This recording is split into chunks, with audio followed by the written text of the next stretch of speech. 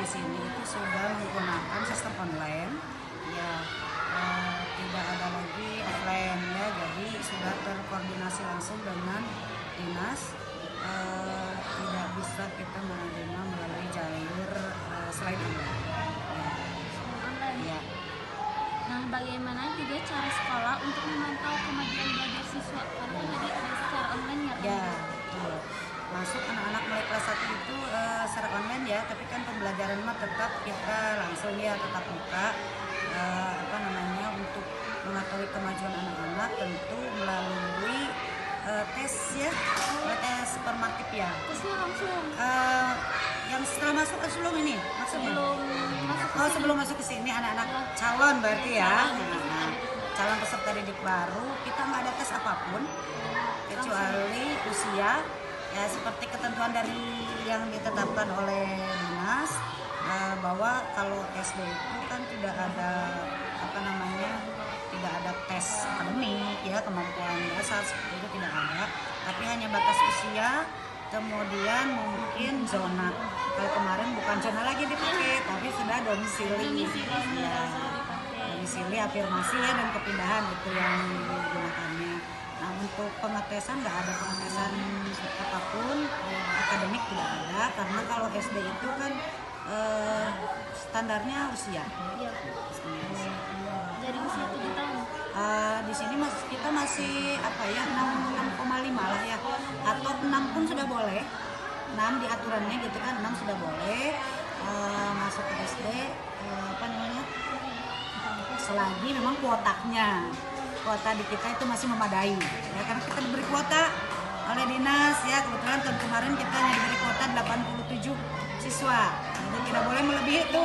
Walaupun banyak yang mendaftar, tetap aja nanti kalau sudah, karena online kan, kalau online sudah 87 ya sudah, walaupun masyarakat masih ingin mendaftar ke kita sudah tidak bisa membuka lagi pendaftaran itu. Kemudian selain usia minimal 6 tahun, boleh juga 5 tahun aturannya, tetapi harus ada keterangan dari psikolog. Ya, psikolog, ada keterangan dari psikolog bahwa anak ini memang sudah mampu mengikuti pembelajaran di SD. Jadi kalaupun 5 tahun paksa, umpamanya ada kan orang tua pengen masuk, tidak membawa surat keterangan dari dokter itu ya, dari psikolog, maka kita tidak bisa menerima. Bagaimana Bu cara sekolah memantau kemajuan belajar siswa? Bagaimana caranya? Sudah masuk ya, berarti ya sudah masuk. Nah, untuk kemajuan siswa tentu banyak faktor yang kita sebagai standar penilaiannya ya. Karena keberhasilan belajar anak itu bukan hanya dari ranah kognitif ya, tapi ada 3 ranah keberhasilan belajar ya, kognitif, auditif, dan psikomotor. Itu 3 ranah itu tentu harus ada pada diri setiap murid kita ya. Nah, untuk mengetahui bagaimana perkembangannya, tentu setelah memulai pembelajaran ada tes-tes tertentu kan, ada sumatif, formatif ya, seperti itu. Kemudian ada ASTS masih kita laksanakan di sini masih ya, kemudian PAS ya, PAS juga masih asas atau ya. Sekarang asesmen masih kita laksanakan, meskipun seperti ASTS di kurikulum Merdeka itu kan sudah jadikan pilihan, silahkan sekolah mau melaksanakan atau tidak seperti itu. Tapi kita masih tetap melaksanakan tes formatif dan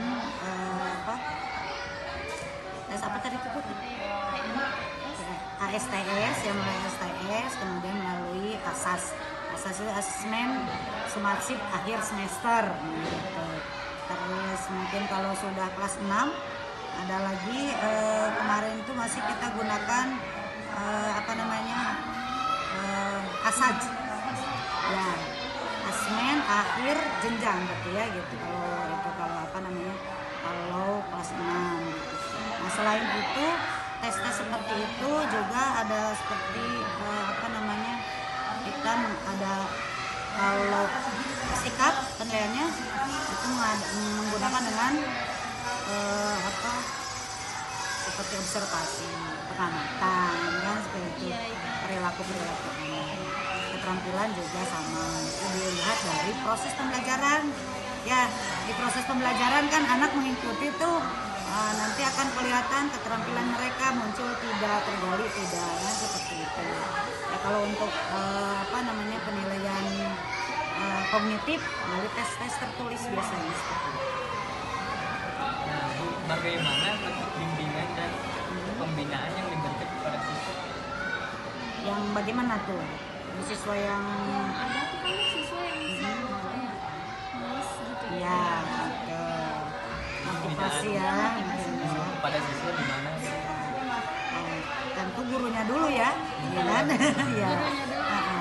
Gurunya sebagai role model kan. Nah, dia harus selalu menunjukkan kesemangatan kan seperti itu. Dan tahu apa tupoksinya. Tentu tupoksi guru itu adalah memberikan pengajaran dan pendidikan pada anak. Tapi tidak setiap anak kan punya motivasi tinggi kan? Ya dalam belajar pasti ditemui lah. Ada berapa persen di kelasnya itu yang motivasinya rendah, motivasi belajarnya. Nah di situ peran guru tentu dituntut kan untuk memberikan motivasi. Ibu membina, mungkin membimbing guru-guru, Iya. ya kan? Membimbing guru-guru melalui pertemuan rapat dinas, selalu ada itu rutin ya, 1 bulan sekali minimal dilakukan pertemuan dinas untuk melakukan evaluasi sambil memberikan masukan-masukan bagaimana menanggapi atau mencari solusi anak-anak yang ada masalah seperti dalam masalah malas belajar.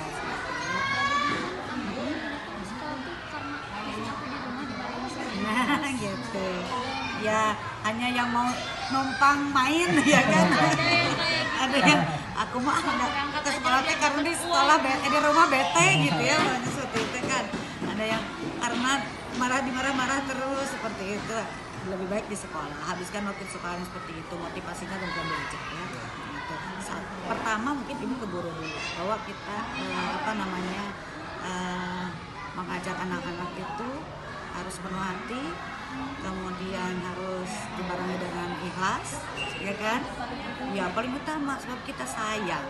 Bertahun-tahun, berpuluh-puluh tahun kita mengajar, disangkanya amal kita banyak, taunya nggak ada, ya kan?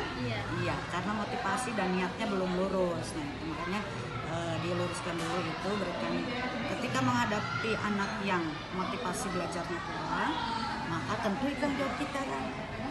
Kita dengan sekuat tenaga memberikan motivasi anak-anak, mungkin di kelas itu bisa dengan memberikan reward atau memberi pendekatan secara personal seperti itu kepada murid yang ini. Kalau ibu pernah mengajarkan kepada guru-guru juga banyak di sini, guru penggerak itu ada yang disebut dengan restitusi ya. Restitusi itu jadi ketika itu kita tidak menjudge anak itu malas ya, tetapi anak itu ditanya, digali ada masalah apa gitu.